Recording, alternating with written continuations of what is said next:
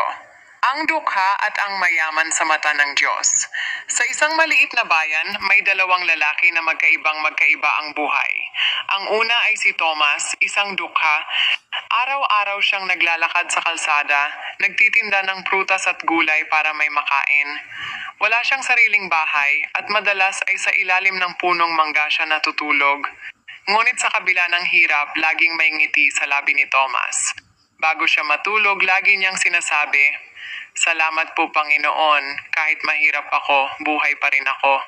Ang pangalawa ay si Don Ernesto, isang mayamang negosyante. Marami siyang lupain, kotse at mga alila. Ngunit sa kabila ng yaman, madalas siyang nagrereklamo at hindi makatulog sa gabi.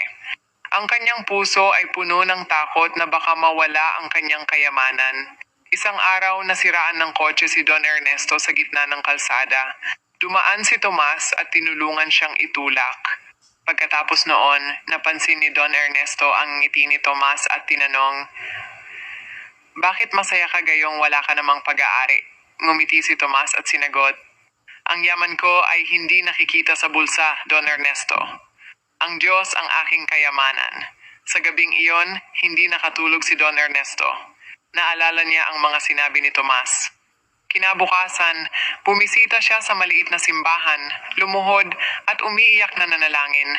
"Panginoon, patawarin ninyo ako. Akala ko ang kaligayahan ay nasa ginto, pero ngayon alam ko, nasa inyo pala." Parabola. Tulad ng parabola ng mayamang lalaki at si Lazaro, Lucas 16:19-31, may mayamang laging nagdiriwang at may dukhang si Lazaro na naghihirap.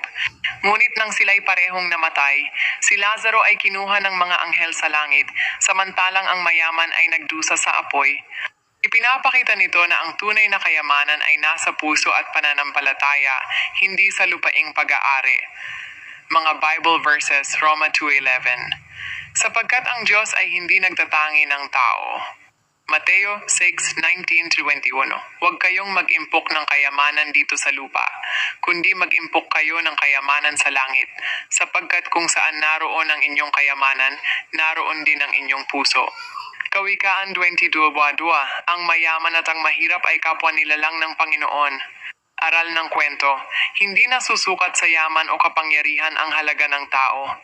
Sa harap ng Diyos, lahat ay pantay. Ang mahalaga ay puso, kababaang loob at pananampalataya.